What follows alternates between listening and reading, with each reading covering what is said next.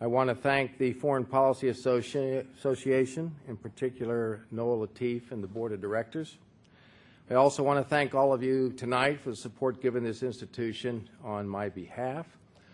And I'd be remiss if I did not express my sincere appreciation to the Board of Epoch Investment Partners, Epoch Holding Company, for their support of the noble ends of the FPA. Now, this is my opportunity to venture into foreign policy, so I'm going to talk a little bit about it. My talk tonight is about America's place within the rapidly changing world. To start, I'd like to discuss NATO and what those letters really mean. Almost 2 years ago, a small number of us from another organization, the Council on Foreign Relations, spent over a week with NATO at its headquarters in Brussels and also in Poland. Over dinner one night, a very senior official asked me if I knew what NATO really meant. I knew North Atlantic Treaty Organization was technically correct, but I suspected he was not looking for that answer. Indeed, his answer was this: needs America to operate. Now, like most good jokes, this one has a substantial amount of truth in it. The world needs America to operate. What's more, Americans need America to operate. And quite frankly, our country has not been keeping up its end of the bargain. Since the turn of the century, America's historical position of strength and leadership has been called into question. We have lost more respect and witnessed more setbacks than we have in 2 generations. While this administration may go down as one of the lesser capable ones, the preceding one was not exactly a model of accomplishment either. Taken together, the past decade has failed to live up to the vision of what our founding fathers intended: a nation that manages both its internal and external affairs with intelligence, compassion, and strength. Today, the only way we can allow these values to reblossom is by finding a common ground on which all Americans can proudly stand. Without a coming together, we certainly will come apart. A reinvigoration of America's remarkable potential will require us to make a close, honest inquiry into the many problems that plague our nation. And such an inquiry has to start with Iraq. Iraq has recently taken up so much of our country's time, attention, and capital that other important topics such as education, health care, social security, and national competitiveness within the global economy have been shoved into the background. These issues are of vital importance, and an inability to deal with them effectively could spell a disaster for our interests both at home and abroad.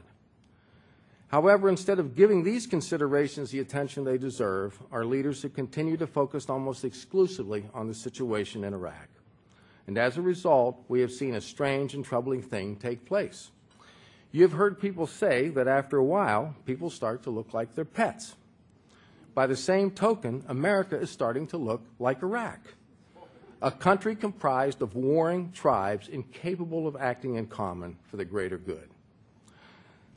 Now, from the beginning, this war has been an inefficient and misguided use of our resources. At its inception, it was a war of choice, not necessity, based on what ultimately was highly questionable, if not false, information. Still, the U.S. had a real interest in collaborating with Iraqis to try and build a decent, progressive, democratized society in the heart of the Arab East. Despite the noble underpinnings of this desire, it was built upon a fundamentally unstable foundation. Just because we wish for something to happen doesn't mean it can be accomplished. The wish for a peaceable Iraq democracy led us to believe that we could actually reconstruct one. As we have seen, this has not worked, and it turned out to be a dangerous justification for a war that has been a miserable failure by almost any measure. Our inability to turn these wishes into reality has been the result of several factors, some physical and some psychological. To quote David Brooks from the New York Times, we failed to see that the core weakness of Middle Eastern nations was that over centuries, Arab society has developed intricate social organizations based on family, tribe, and faith. Loyalty to these superseded national bonds, and notions of federalism, subsidiarity, and of personal administration, the very underpinnings of the nation state, has always had trouble flourishing in these sands. There have been many negative consequences to this war in Iraq, but foremost among them is the damage done to our relationships with other nations.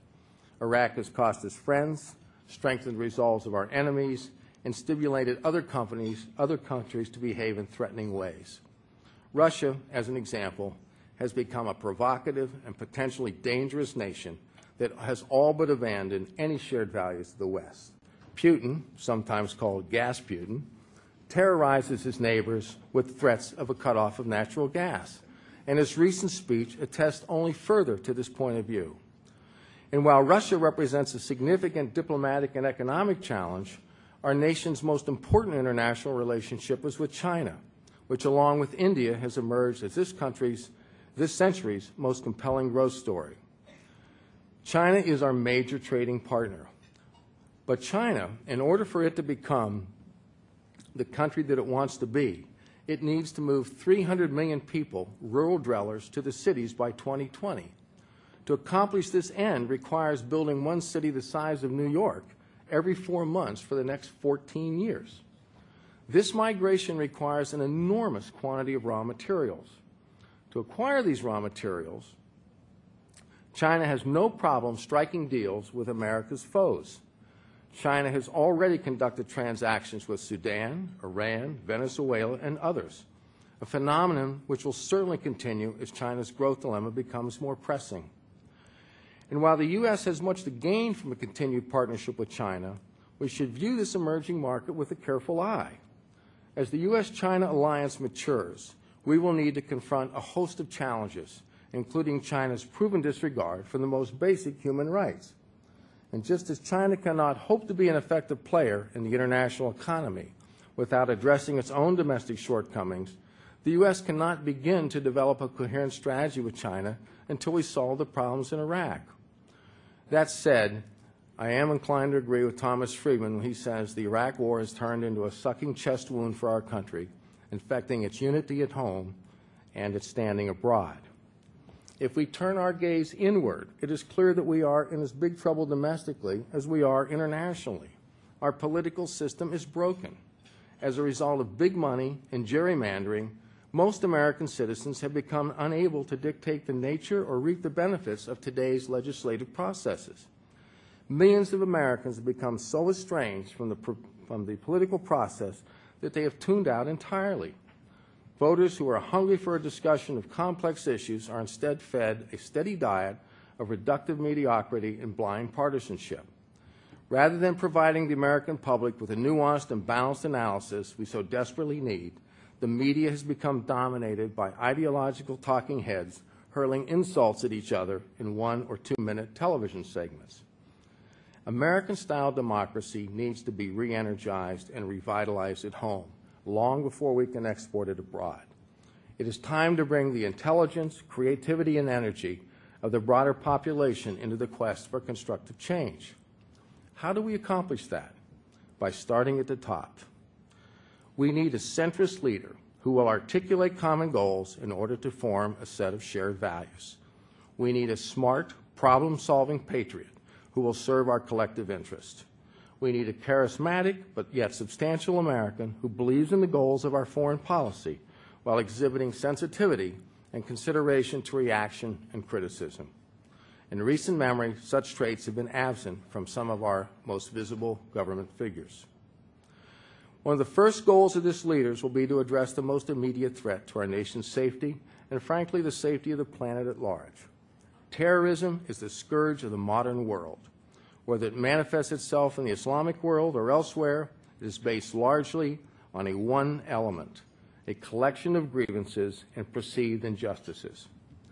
Tony Blair stated, "Our answer and alternative to terrorism has to start with a set of basic human values, strong enough to unite people of different races, faiths, and philosophies.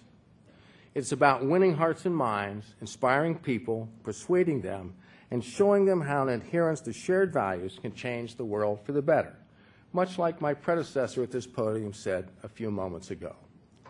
We must show that these values do not belong to any one nation or religion, but rather to all of humanity. They are universal values that should be the right of any global citizen. Importantly, we must take a close look at how these values should affect our priorities. Justice and fairness mean just as much as security and prosperity. We in this room have security and prosperity. But if we lose justice and fairness in our society, then our security and prosperity will surely go away as well. The answer to terrorism is the universal application of global values. The answer to poverty and justice is the same thing. A superior foreign policy is one that is driven by values, not interests. Globalization reflects interdependence, and interdependence requires the necessity of a common value system to make it work. Idealism and realpolitik is related. Put another way, a confluence of values and action not only represents the best of the human spirit, it's also the last hope for the world's future. Now, the picture I've painted this evening may be viewed as a bleak one, but it's certainly not a hopeless one. Each of these problems has a solution that our country, with its track record of spirit and ingenuity, should be more than able to identify and implement. However, when faced with this increasingly complex international landscape, there is a danger that the U.S. will choose to disengage from the world and isolate itself from its neighbors.